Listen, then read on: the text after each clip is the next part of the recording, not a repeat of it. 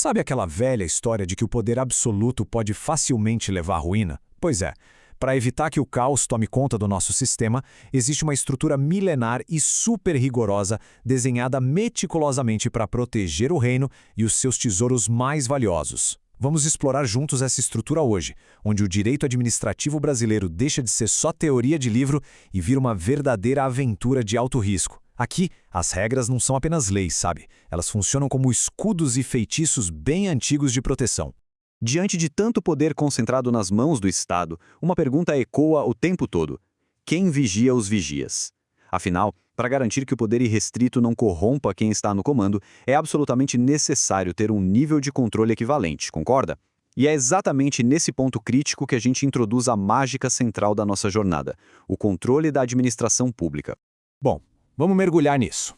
O sistema de freios e contrapesos, famoso mundialmente como o Checks and Balances, é literalmente a fundação que impede o castelo de desmoronar.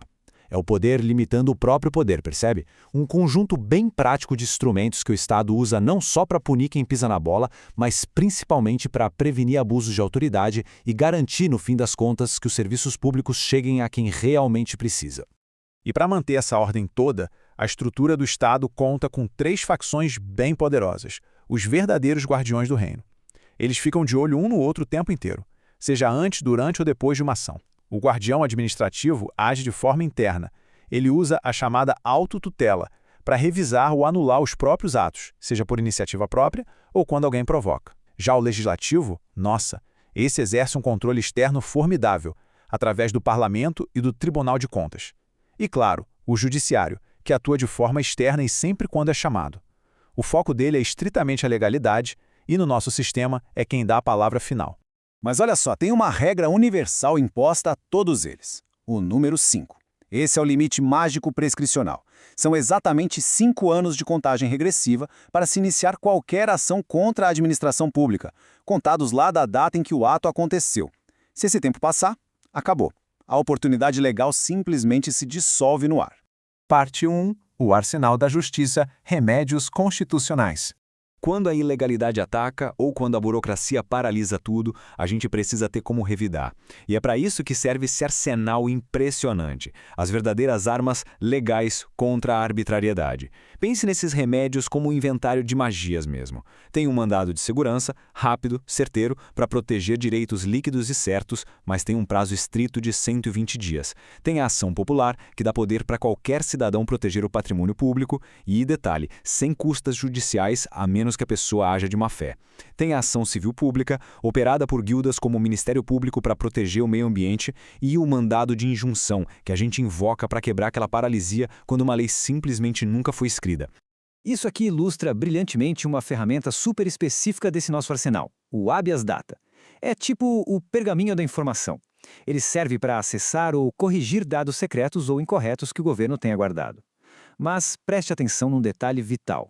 O judiciário só aceita essa conjuração se houver a prova de que o pedido feito direto ao governo, lá na via administrativa, foi recusado antes.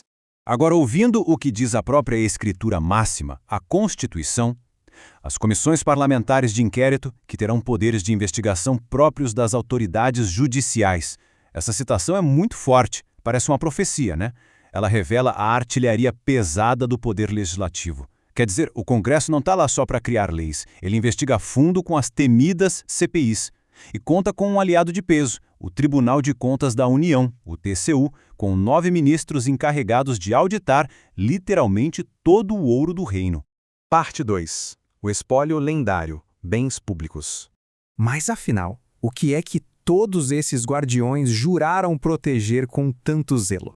O tesouro final, os bens públicos. E é fascinante ver como a gente divide os níveis de raridade desse gigantesco espólio. Os bens de uso comum do povo são abertos a todos: as ruas, as praias, as praças. Depois vem os bens de uso especial. Esses estão magicamente vinculados a um propósito, como hospitais e viaturas de polícia. Esses 2 grupos são protegidos porque têm uma destinação pública ativa, o que a gente chama de afetação. E, por fim, os dominiais, que são o tesouro residual, tipo terras e prédios vazios sem uma utilidade específica no momento. E mapeando o território para entender de quem é o quê, a gente encontra umas divisões super curiosas. O Tesouro da União é vasto. Inclui rios que cruzam estados, a faixa do mar territorial de 12 milhas marítimas, os terrenos de marinha que são medidos a históricos 33 metros das marés lá de 1831 e até terras indígenas. Aos estados pertencem riquezas como águas subterrâneas. E aos municípios, bom, fica o que sobrar, através de um critério residual. Tudo que não foi clamado pelos gigantes da União ou dos estados. Parte 3. As proteções ancestrais, defesas místicas do tesouro. Claro que para manter essa montanha de riquezas protegida contra qualquer um mal intencionado, a lei precisou conjurar defesas absolutas. Todo bem público tem 3 escudos de força. A empenhorabilidade significa que se o Estado deve dinheiro, ninguém pode tomar os castelos e leiloar. O pagamento rola por uma fila cronológica chamada precatórios ou pelas RPVs para valores menores. Tem também a imprescritibilidade. Invasões jamais podem tomar a propriedade por uso capião, não importa quanto tempo passe. E, por fim, a não onerabilidade, que garante que o Estado nunca pode hipotecar seus bens como garantia no empréstimo. Parte 4. Quebrando o selo.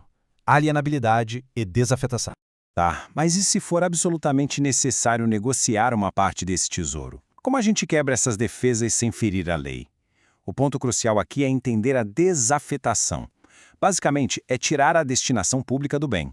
É muito importante lembrar que bens de uso comum e especial não podem ser vendidos de jeito nenhum. Para vender, primeiro tem que desafetar, transformando tudo num bem dominial, livre de obrigações específicas.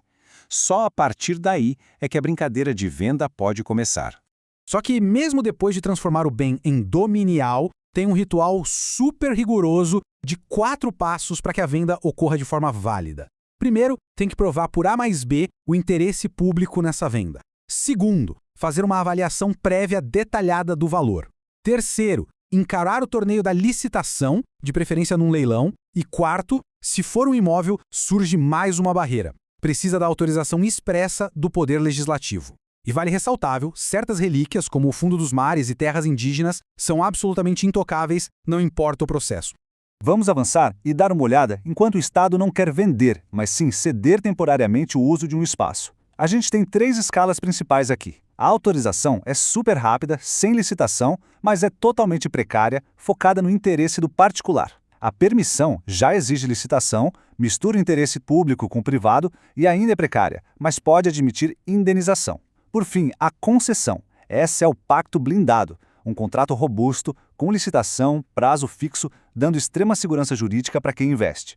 E puxando um pouco a história, o nosso direito administrativo também abriga alguns fantasmas do passado. Um deles é a famosa enfiteuse, um instrumento bem antigo onde o Estado cedia o domínio útil de um terreno eternamente em troca de algumas taxas como o foro anual e o laudêmio. A boa notícia é que desde o Código Civil de 2002, criar novas enfiteuses é proibido. A má notícia é que os contratos antigos são perpétuos e continuam super válidos, assombrando diversas negociações imobiliárias pelo país até hoje. Analisando todo esse mapa, fica claro que gerenciar e auditar as posses do Estado é uma tarefa realmente monumental, né? Tudo se equilibra ali em cima de freios, contrapesos e leis muito rígidas.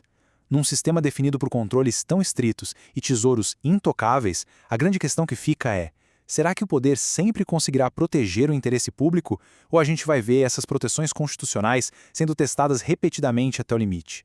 É um cenário complexo e um convite constante para a gente continuar investigando quem de fato toma conta do nosso reino.